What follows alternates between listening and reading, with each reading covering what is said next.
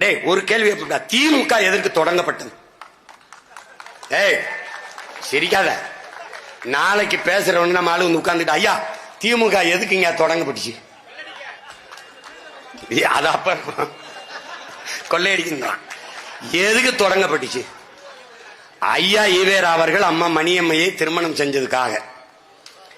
அதுக்காக வெளியில வந்த பெருமகன் யார்? எதிர்த்து வெளியில வந்தவர் யார்? பேரறிஞர் அண்ணா.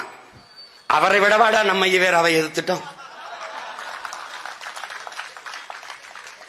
முரசொலியில ஈவேரா அவர்களை வந்து விமர்சித்து வந்த கேலி சித்திரத்தை போல உலகத்துல எவனுமே கேலி சித்திரம் போட முடியாது. சட்டசபைக்குள்ள இந்த கிழவனை எதுக்கு விட்டு வச்சிருக்கே தேசிய பாதுகாப்பில் கைது செய்யாமல் என்று கேட்டவர் பெருமகனார் ஐயா கருணாநிதி அவர்கள். எப்படி? நாம அவரை விமர்சிக்கல, அவரை பற்றி பேசல, அவர் பேசினதை எடுத்து பேசுறோம்.